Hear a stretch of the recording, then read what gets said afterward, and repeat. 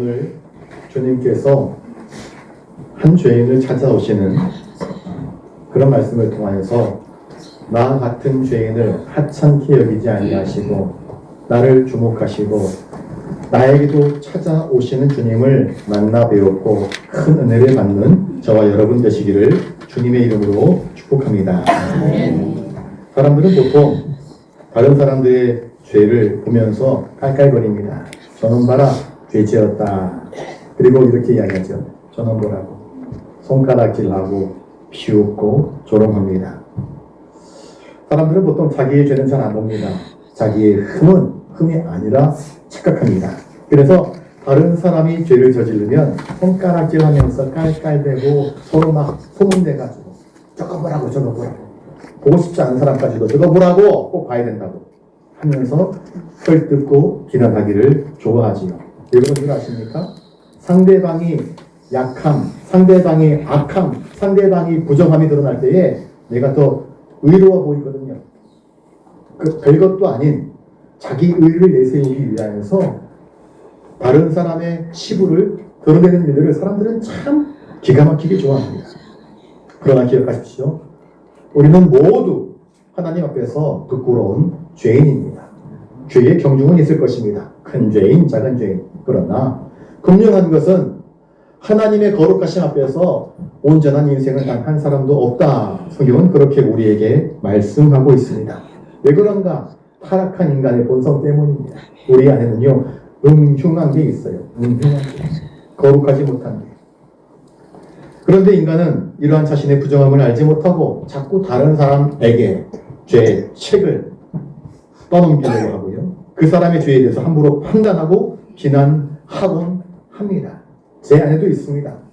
제 아내, 우리 아내 말고 제 아내. 제 아내도요, 누군가를 향해서 탓하고 원망하고 비난하는 그런 게 있습니다. 그게 어느 순간 나도 모르게 퍽 터져 나옵니다. 그런데 주님은 어떻습니까? 주님은 이러한 우리 인간의 연약함, 우리 인간의 부족함, 우리 인간의 죄성을 아시고 오히려 그런 우리를 불쌍히 여기시면서 찾아오십니다. 네 안에 있는 골문 상처 때문에 네가 그렇게 반응을 하는구나 하면서 우리를 긍휼히 여기시고 우리에게 은혜를 베푸시는 모습을 오늘 본문은 우리에게 보여주고 있습니다.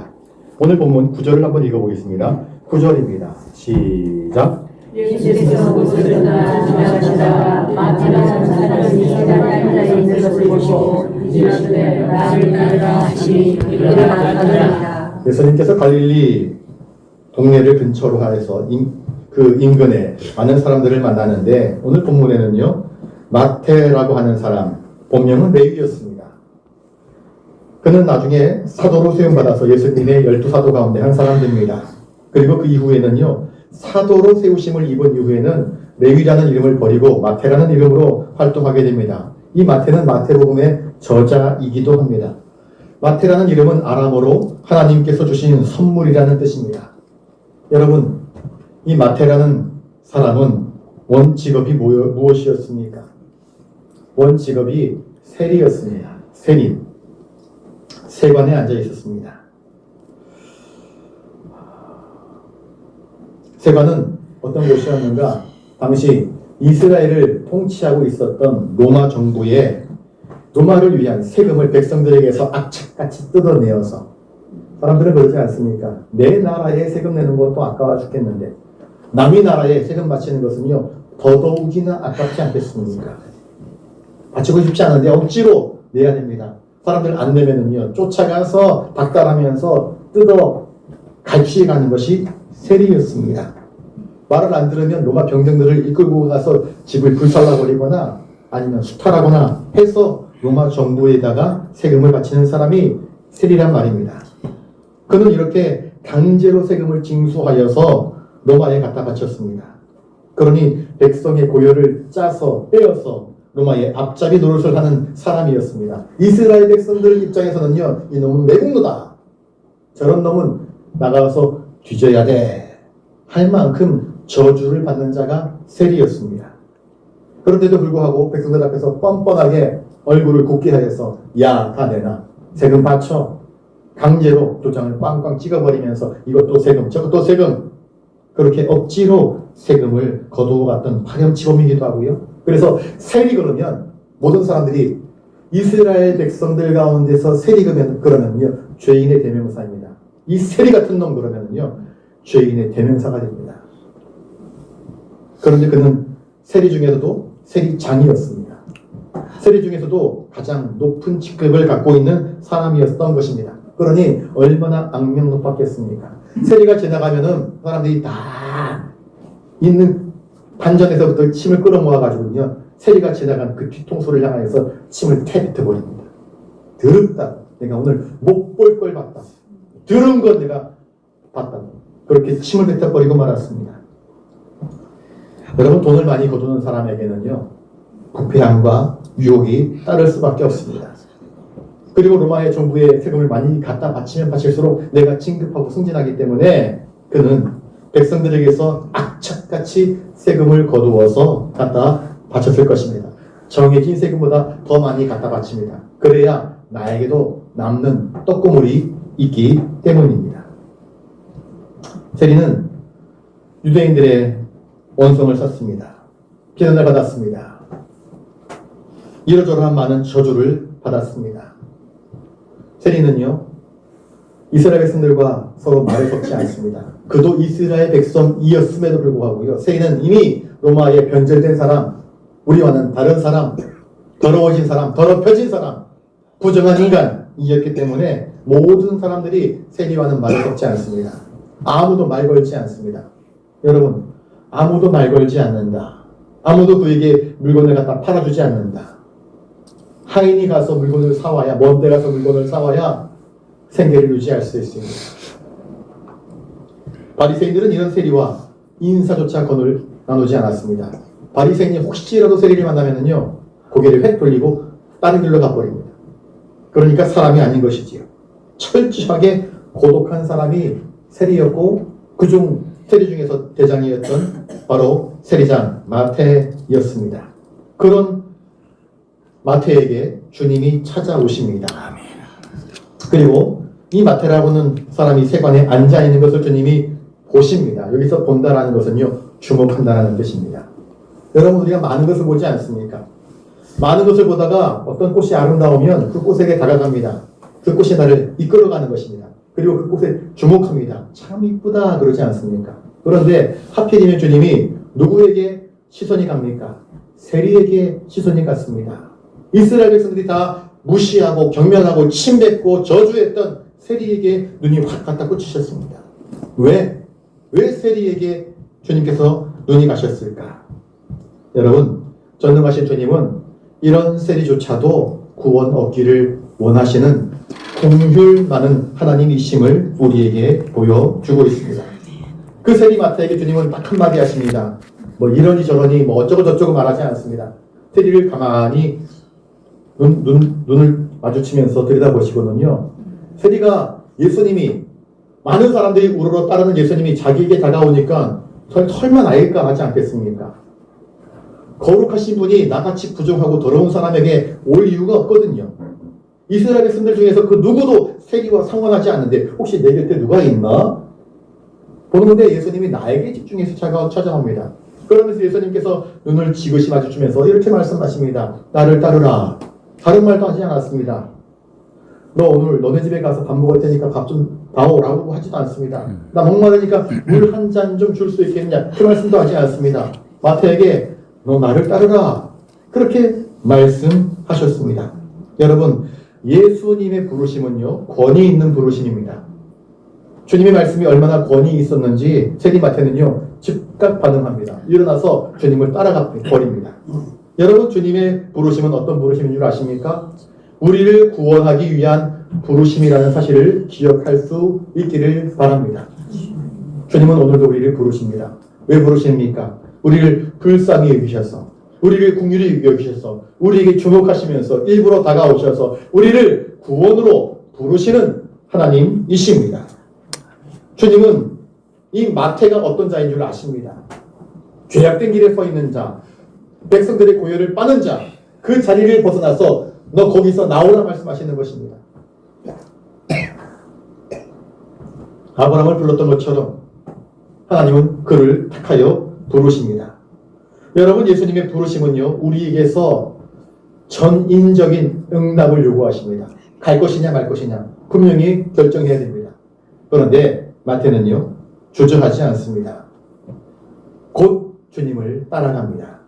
예수님의 제자들, 예수님께서 부르셨던 사람들의 공통점이 있습니다. 예수님의 제자가 된 사람들의 공통점이 있습니다. 베드로가 고기를 많이 잡고 주님께서 베드로를 부르셨을 때에 베드로는요, 배와 그물을 버려두고 주님을 쫓아갑니다. 베드로에게 있어서 그물은, 그리고 배는 자신의 생계에 정말로 중요한 도구였습니다. 그런데 주님께서 베드로야 나를 따르라 그러니까는요, 베드로는 두말하지 않고 주님을 따라갑니다. 예수님께서 우리를 부르실 때 우리는요, 움켜쥐고 있던 것들 다 내려놓고 주님을 따라갈 수 있는 자가 되어야 합니다. 왜? 그분의 부르심이 특별하기 때문입니다. 그분의 부르심에는 후회하심이 없기 때문입니다. 그분의 부르심에는 거룩함이 있고, 그분의 부르심에는 권위가 있으며, 그분의 부르심에는 구원이 있기 때문입니다. 세리마태는요, 자기의 지위를 버립니다. 세리장, 여러분, 돈을 얼마나 많이 버는지 모릅니다. 창고에 돈을 쌓아둘 지경입니다. 노른자위입니다. 그런데 그는요, 그것에 미련을 두지 않습니다. 그는 주님을 따릅니다. 내가 한 달만 더 버티면, 이번 올해까지만 하면 내가 승진할지도 모르는데, 로마 본진영으로 들어갈지도 모르는데, 그는 미래에 대한 희망, 세상에 대한 욕망들, 자기 직업에 대한 어떤 출세 가도 이런 것들을 다 버려버립니다. 여러분, 진리를 발견한 자의 특징이 뭔지 아십니까? 진리를 발견한 자는요, 진리가 아닌 것들을 배설물처럼 여기면서 던져버리고 주님을 따라갑니다. 여러분, 진리를 발견하여서 진리를 붙잡는 자가 되실 수 있기를 주님의 이름으로 축복합니다. 베드로와 요한, 야고보와 안드레, 이 사람들은 어부였습니다.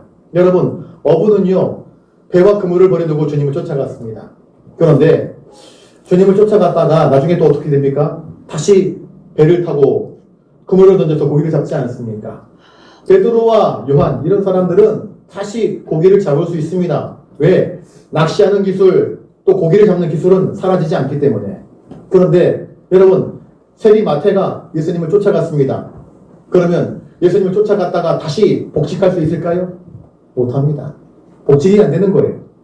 어찌 보면은요, 이 마태의 결단은 베드로와 요한, 안드레, 이런 사람들의 결단보다 어찌 보면은 더 큰 출혈을 요구하는, 헌신을 요구하는 결단이었는지도 모릅니다. 그런데 그는 아까워하지 않고 다 버려두고 주님을 쫓아갑니다.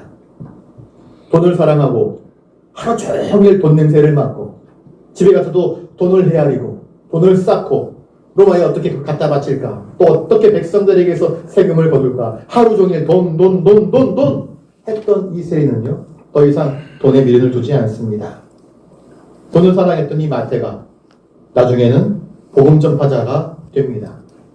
영혼을 구원하는 하나님의 제자가 됩니다. 나 같은 죄인에게 찾아오신 주님의 은혜를 발견한 그는 구원의 은총을 덧입게 되었던 것입니다. 여러분, 세리 마태는요, 내가 모든 사람들이 저주하는 죄인이라는 것을 그는 그 누구보다도 너무나 잘 알고 있었던 것입니다. 그런데 대부분의 세상 사람들은요, 자신의 죄는 들여다보지 않고 남의 죄만 바라보면서 저주하고 욕하지 않습니까? 그런데 마태는, 이 레위는 내가 죄인인 것을 알고 거룩하신 주님이 나를 따라오라 그러니 그 거룩하신 주님의 부르심에 곧장 순종하면서 주님을 따라갈 수 있었던 까닭은 내가 죄인임을 인정하는, 자백하는 사람이었기 때문입니다. 여러분, 하나님 앞에서 내가 죄인임을 고백하는 자가 되실 수 있기를 주님의 이름으로 축복합니다. 자, 그러니 내가 죄인임을 알고 내가 죄인임을 고백하고 나 같은 죄인을 부르시는 주님의 부르심 앞에 그는 아무것도 미루지 않고 주님을 향하여서 달려나갈 수 있었던 것입니다. 이제 10절을 같이 한번 읽습니다. 10절입니다. 시작. 예수께서 마음에 집에서 앉아 음식을 드시기에 세리와 안드레와 주님께서 그의 제자들과 함께 앉았더니 마태는 예수님을 자기 집으로 초청합니다. 그리고 예수님께 가장 만난 것 대접하고 섬기고 싶어 합니다. 그래서 식탁을 베풉니다. 잔치를 베풀었습니다. 그 잔치는 예수님을 위한 잔치였습니다. 그리고 이 세리마태는요, 나와 똑같은 부류의 사람들, 세리들, 또 세리와 함께 모든 유대인들로부터 저주받은 사람, 죄인들, 바리새인들이 가증히 여기는 부정한 사람, 불량한 사람, 이스라엘 백성들과 어울리지 못하는 그러한 사람들을 불러 모읍니다. 야, 너희들도 예수님의 공유를 맛보아야 된다. 너희들도 예수님의 은혜를 맛보아야 된다. 너희들도 예수님의 구원을 맛보아야 된다. 영혼의 안식과 영혼의 평강을 누릴 수 있어. 내가 받은 구원의 감격을요, 나 혼자만 누리기 원치 않습니다. 구원받은 자의 감격이 바로 이러합니다. 그래서 그는 주변에 있는 많은 사람들을 불러 모읍니다. 자기와 똑같은 죄인들을 불러 모아서 예수님을 만나 배울 수 있는 접촉점으로서 그 잔치를 베풀고 있는 모습을 보여주고 있습니다. 여러분, 이게 진짜 은혜 받은 자의 마음입니다. 진짜 은혜 받아서 내 마음의 평강이 찾아오게 되면요, 내가 누리는 이 기쁨, 이 감격, 이 놀라움을요, 이웃들에게 알리고 싶어 하는 것입니다. 복음의 특징은 이것입니다. 나 혼자만 구원받는 것이 아닙니다. 함께 구원받고 싶어 한다. 여러분, 어느 병원에서 내가 죽을 병에 걸렸는데 정말 우리나라에 단 한 사람밖에 없는 전문의가 그 사람이 나를 고쳐주었다. 소문 낼까요? 안 낼까요? 버스 타고 가다가 나랑 비슷한 질병을 말하는 사람이 들리면 전혀 모르는 사람인데 찾아가가지고, 여보시오, 나도 당신이랑 비슷한 질병에 걸렸었는데 나 나았어요. 내가 당신에게 비밀 하나 알려줄게. 서울에 가면 어느 병원이 있는데 어느 의사를 꼭 찾아가라. 그럼 당신 산다. 나도 당신과 똑같은 병에 걸렸다가 내가 그분 만나서 살았다고. 말할까요? 안 할까요? 말합니다. 왜 말합니까? 너무 좋으니까. 내가 살았잖아요. 내가 살았지 않습니까? 구원받은 자는 이 구원받은 감격과 기쁨을 말하지 않고서는 참을 수가 없습니다. 구원의 감격은요, 이 가득 채워지는 은혜이기 때문에 이것이 넘쳐 흘러가게 되어 있습니다. 그는 그래서 주변에 있는 많은 세리와 죄인들을 불러 모아서 예수님과 함께 그 잔치를 나누고 있는 모습을 보여주고 있습니다. 그런데 그것을 정말 눈꼴시게 바라보는 사람들이 있네요. 11절입니다. 11절 시작.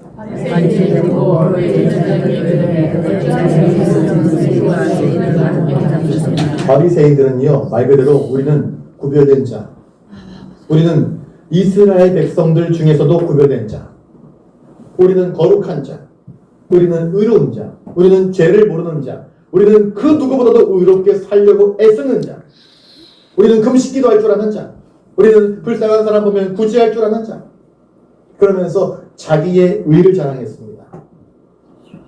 자기들의 의식적인 정결을 자랑했습니다. 그래서 옷도 깨끗한 것 입고요, 머리도 말쓱하게 하고요, 그렇게 자기를 치장했습니다.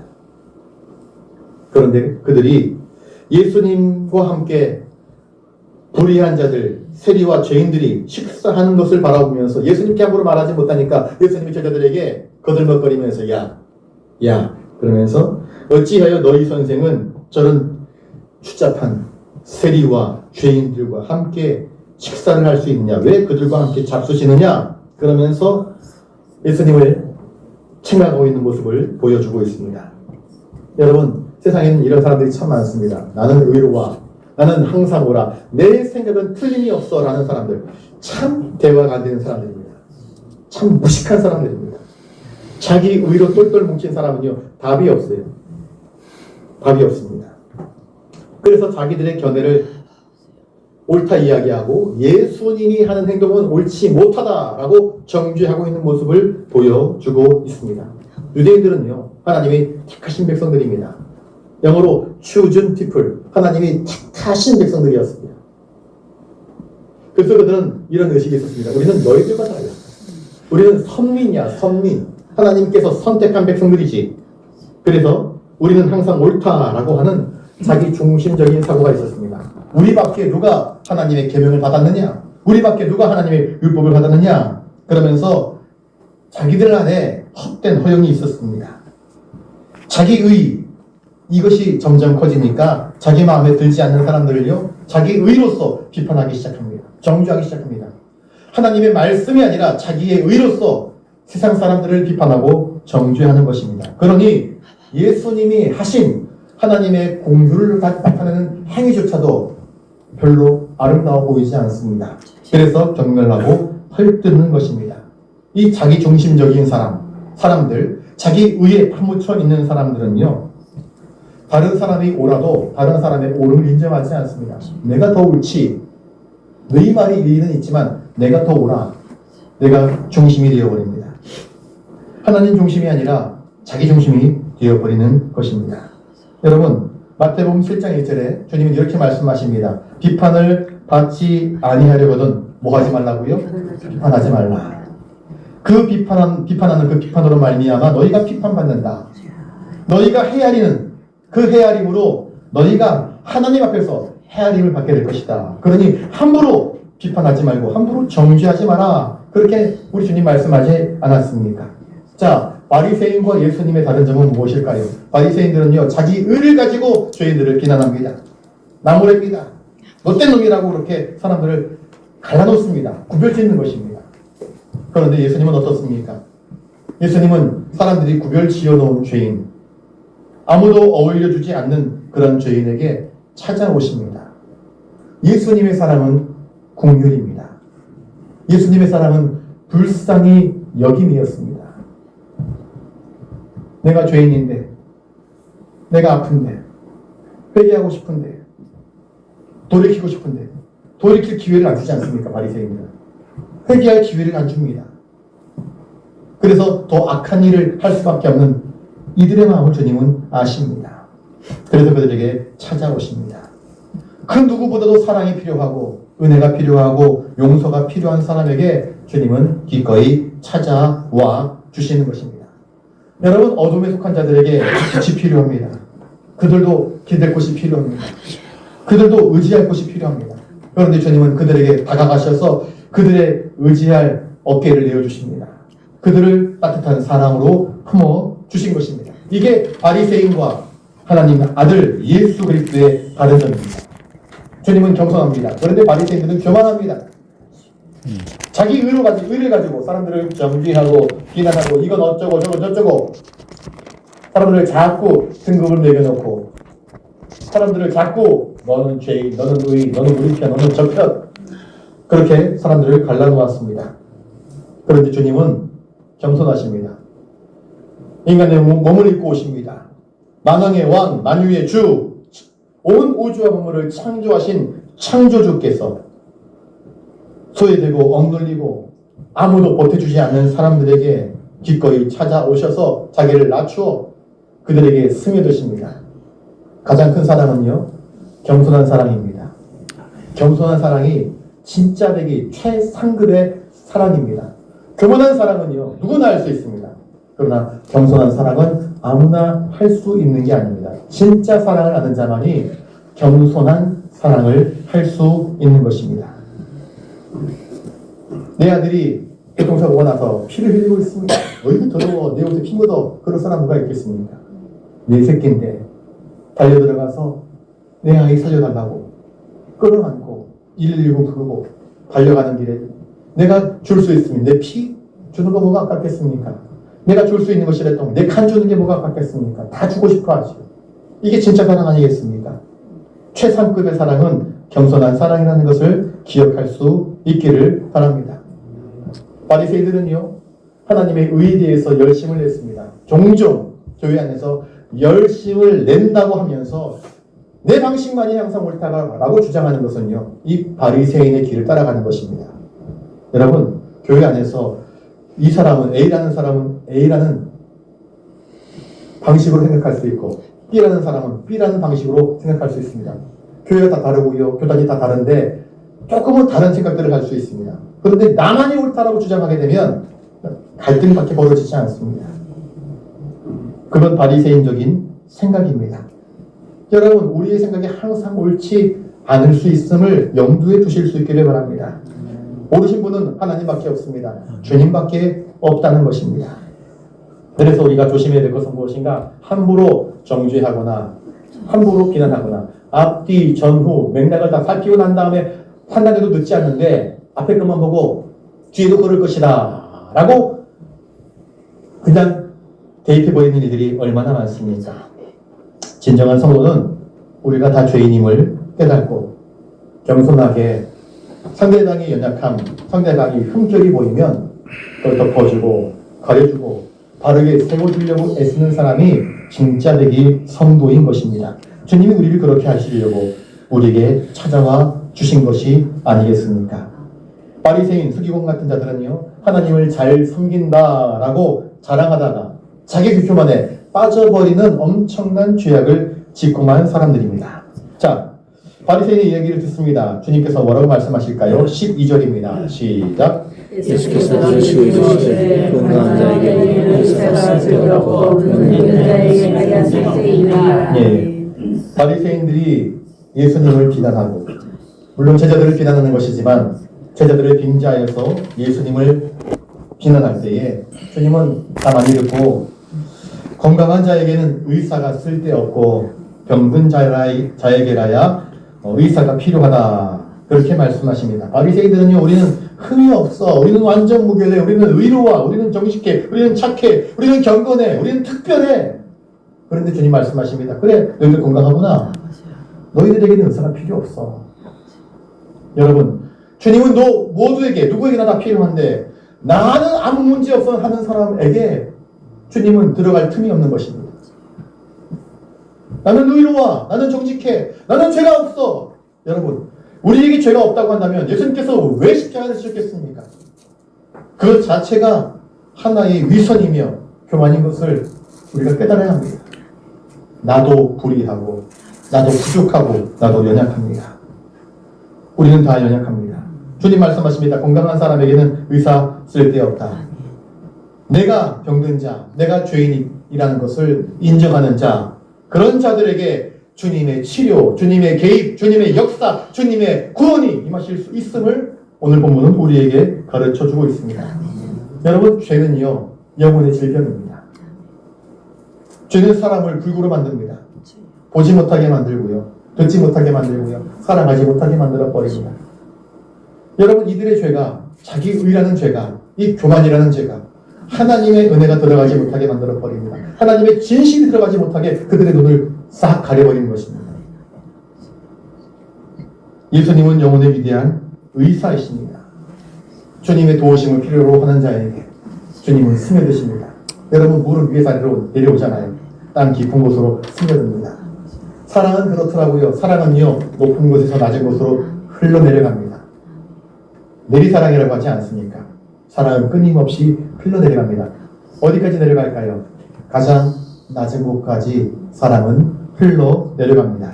주님의 사랑이 그러합니다. 13절을 같이 한번 읽습니다. 13절입니다. 시작.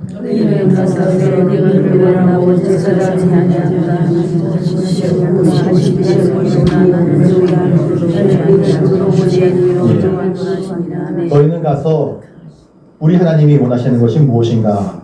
천천의 순양, 만만의 기름? 하나님이 원하시는 것은 그것이 아니지 않습니까? 하나님이 원하시는 것은 무엇입니까? 우리가 공의를 행하는 것입니다. 하나님의 뜻을 헤아리는 것입니다. 하나님의 마음은 무엇입니까? 우리를 불쌍히 여기는 마음 아니겠습니까? 하나님은 공의를 원하십니다. 제사의 형식, 우리가 막 첫날, 백날 새벽 기도하고 예배를 드려도 우리 안에 공율이 없다고 한다면 우리 예배는요, 신용, 쇼입니다. 쇼. 우리가 예배하면서 막 경건한 척 할 수 있습니다. 주야! 주에 부르실 수 있습니다. 은혜로운 척 할 수 있습니다. 남을 도와줄 수도 있습니다. 그런데 그게 내 자랑, 내 이름을 내고 나 이 봐라 말이야. 나 이렇게 도와준다. 봐라 말이야. 우리 교회를 이렇게 한다. 지역사회를 위해서 우리가 돈도 쓸 줄 알고 뭘 또 할 줄 알고 한다. 그 안에 진짜 불쌍히 여기는 마음, 사랑하는 마음이 없이 나를 광고하고 자랑하고 뻐기고 나의 의를 즐기려고 하는 것이라고 한다면 이게 바리새인의 의가 되고 만다. 그런 사람에게 주님의 은혜가 머물지 않는다. 주님은 긍휼을 원하고 제사를 원하지 아니한다. 나는 의인을 부르러 온 것이 아니라 자칭 나는 완전하다, 나는 죄가 없다, 그런 사람들이 아니라 주님 나는 죄인입니다. 그런데 이 죄악된 길에서 나는 헤어나올 수 있는 길이 없습니다. 주님 그러니 나를 불쌍히 여겨주셔서 나를 이 죄악된 자리에서 건져주시옵소서. 자기의 죄를 인정하는 사람들, 주님을 부르는 사람들, 의인들은 주님을 부르지 않습니다. 주님이 필요 없거든요. 내가 의로운데 뭐 주님이 필요합니까? 그런데 죄인들은 주님이 필요합니다. 나의 부족함과 연약함을 알기 때문에 주여 나를 불쌍히 여겨주시옵소서. 나를 도와주시옵소서. 예수님을 간절히 원하는 자들에게 주님은 내가 그들에게 왔다. 그렇게 말씀하고 있지 않습니까? 누가복음 5장 32절에 죄인을 불러 회개시키려고 왔다. 주님은 그렇게 말씀하십니다.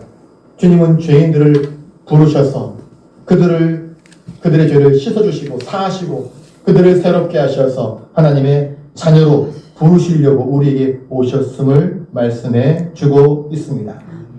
오늘날 우리 성도가 조심해야 할 것은 이것입니다. 내가 받은 구원을 자랑하되 이것이 교만이 되지 않게 하라. 우리 신앙에 내가 몇 대 손님을 자랑하되 이것이 교만이 되지 않도록 하고 자기 의가 되지 않도록 하라. 아멘. 죄인된 우리는 서로를 비판하기 좋아하지만 예수님은 5.2성이 죄로 얼룩진 우리를 비난하기보다는 위로하시고 그래 나 안다. 너의 아픔 알고 너의 슬픔 알고 너의 눈물 알고 너의 죄를 알고 너의 연약함을 안다. 이리 와 안아줄게. 주님은 안아주시기를 원하십니다. 주님은 비난보다는요 용서를 앞세우십니다. 그래서 자신의 살과 피까지도 기꺼이 내어주시는 분이 주님 아니십니까? 병원엔 병자가 넘쳐나고요. 저를 따라서 한번 해볼까요? 교회엔 죄인들이 넘쳐납니다. 죄인들이 넘쳐납니다. 죄인 아닌 사람 없습니다. 제가 제일 큰 죄인일 겁니다. 죄인입니다. 교회엔 죄인이 넘쳐납니다. 교회의 의인은 오직 주님밖에 없습니다. 주님이 우리를 고쳐주십니다. 주님 없는 교회는 의미가 없지 않습니다. 주님의 국민이 교회에 있어야 합니다. 우리는 다 아픈 사람들, 상처 입은 사람들입니다. 다 죄인들입니다. 주님으로부터 고침받은 사람들입니다. 그러니 이제 우리 예수님처럼 죄로 물든 자, 병든 자, 버림받은 자를 향하여서 야 더러운 놈이 교회 왔다 그러는 것이 아니라 야 쓸데없는 놈이 교회 왔다 그러는 것이 아니라 그의 아픔을 나의 아픔처럼 여기고 나도 옛날에 아팠었는데 그러면서 공율과 사랑을 나눌 줄 아는, 그래서 서로 붙잡아주고 일으켜주는 가운데에 함께 치유하며 하나님이 기뻐하시는 온전한 교회를 이루어가는 우리 마평교회가 될 수 있기를 주님의 이름으로 축복합니다.